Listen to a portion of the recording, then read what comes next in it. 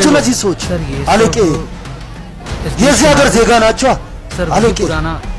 የድሮ በንጉስና በህዝብ መሃል ያለው የድሮ ዝምድና ፍቅር ዛሬም ድረስ አለ አለቄ። እነዚህ ሰዎች ለስታች ለሱ ነው የቆሙት ቢሆንም ድምጻቸው አልተሰማም። አሁን ፖሊስ ጣቢያ እንዴት ነው የምንሄደው?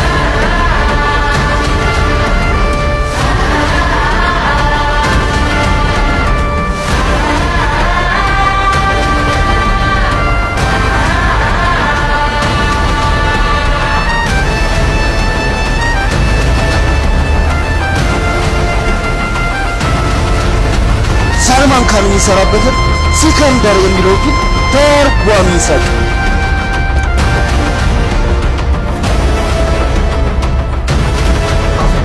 እንዲደለቃ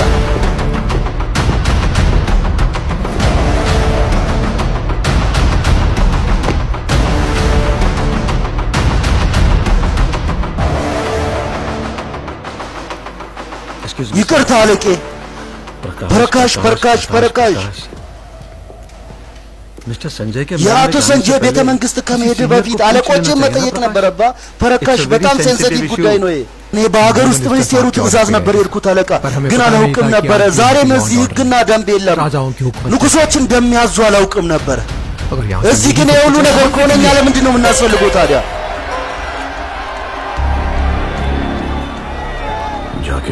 ሂድና የውጭውን ሁኔታ ተቆጣጠሩ።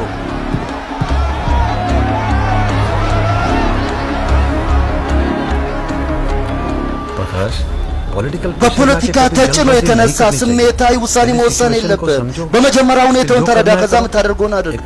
እንደዚህ ደግሞ ጥሩ ፖሊስ ምልክቱም ይሄ ነው። አለቄ እባክህ ሂድ አንተ እስካልሄድክ ድረስ እነዚህ ሰዎች ከዚህ ዞር አይሉም። እሺ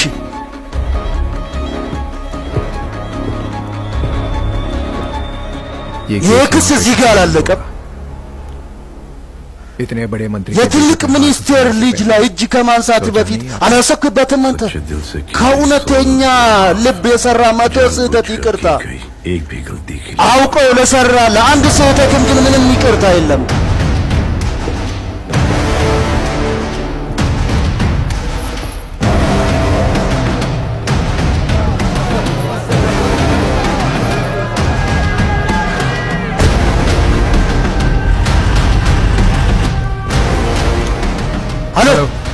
ምንድነው አለቃ?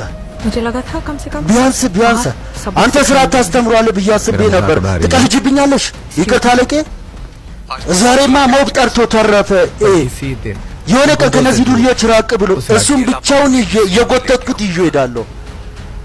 አንተ ብቻ አይደለም የሀገር ውስጥ ሚኒስቴር አንተን ያሳደገ ያ ሚኒስቴር። ሁለታችሁ ይህን ነገር ተረዱ።